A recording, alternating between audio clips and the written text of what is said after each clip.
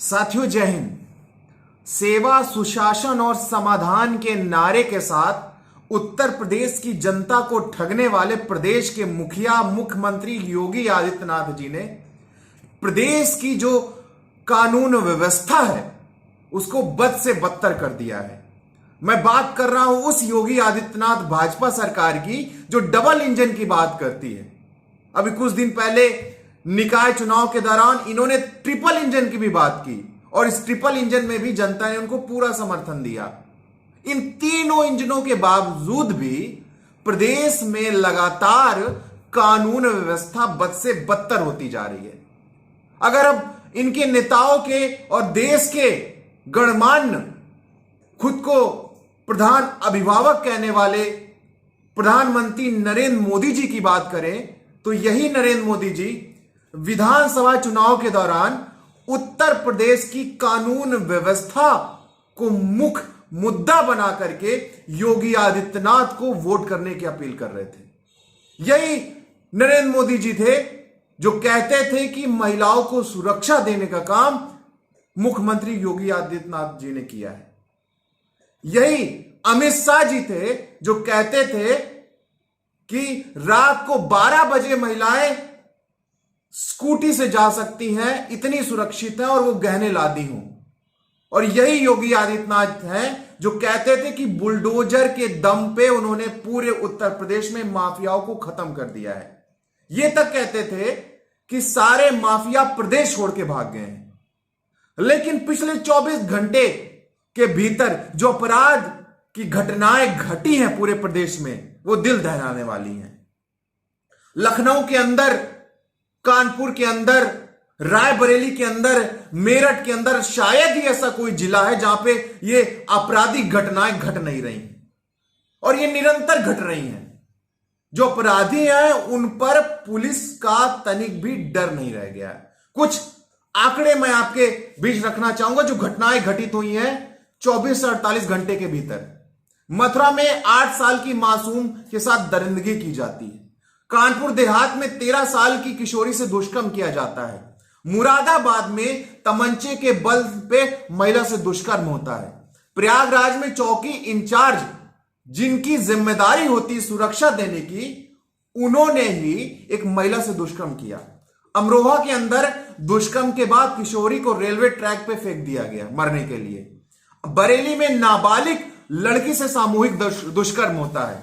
बस्ती में gang rape होता है। मेरठ में दुष्कर्म होता है। कुशीनगर में दुष्कर्म होता है। लखनऊ में छेड़छाड़ होती है। अभी आपने देखा किस तरीके से बीबीडी की एक छात्री उसकी गोली मार के हत्या कर दी गई। कानपुर के अंदर एक महिला की हत्या हो जाती है और एक वीडियो आपने देखा होगा कि एक महिला न्याय की गुहार लगा रही है कि किस तरीके से एक भाजपा के पार्षद के पति द्वारा उनके पति को इतनी बुरी तरह से पीटा गया कि उनकी आंखों में इतनी चोट आई कि उनको एम्स में भर्ती करना पड़ा। लखनऊ के अंदर भाजपा के विधायकों के घर में डेड बॉडियां मिल रही हैं। कोई सुरक्षित लखनऊ जो कि प्रदेश की राजधानी वहां भी नहीं है। तो ये उत्तर प्रदेश की कानून व्यवस्था है जिसको लेकर के बड़े बड़े मंचों से देश के प्रधानमंत्री और उत्तर प्रदेश के मुख्यमंत्री योगी आदित्यनाथ जी बड़ी बड़ी बातें करते हैं और कहते हैं कि हमने उत्तर प्रदेश की कानून व्यवस्था को बहुत अच्छा कर दिया है। लेकिन जो स्थिति है, अपराधी खुलेआम घूम रहे हैं। अपराधियों को पुलिस से बिल्कुल डर नहीं रह गया है और स्थिति यह आ गई है कि इस अपराध में पुलिस वाले भी शामिल हैं। अपराधियों पे कोई कार्रवाई नहीं हो रही है। एक दो मुद्दे मैं आपको और ध्यान आकर्षित करना चाह रहा हूं कि तमाम मंचों से लॉ एंड ऑर्डर पर योगी आदित्यनाथ ने अपनी पीठ खुद ही ठपठपाने का काम किया है।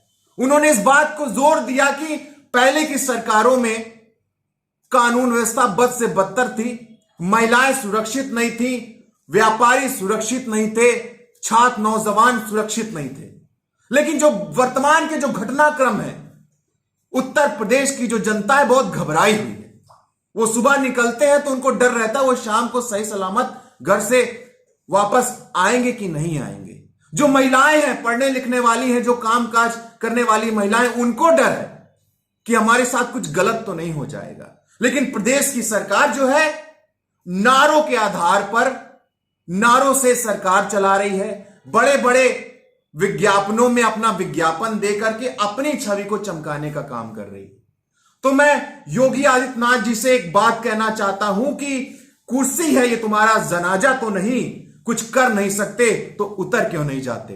क्योंकि जो कानून व्यवस्था है इसको सही करने को लेकर के, इसको अच्छा करने को लेकर के, प्रदेश की जनता को सुरक्षा देने के नाम पर प्रदेश की जनता ने आपको वोट किया था। लेकिन आप भी जुमलेबाजी कर रहे हैं, आप भी जनता को ठगने का काम कर रहे हैं। जिस पुलिस की जिम्मेदारी थी सुरक्षा देना, वही पुलिस आज महिलाओं का शोषण कर रही है, व्यापारियों का शोषण कर रही है और अपराध में संलिप्त है। आपसे निवेदन करते हैं कि अगर आप से कानून व्यवस्था नहीं संभलती तो आप अपनी कुर्सी त्यागिए और उत्तर प्रदेश में कानून व्यवस्था के लिए जो जरूरी कदम उठाने की जरूरत है वो आपकी सरकार उठाए। बहुत बहुत धन्यवाद।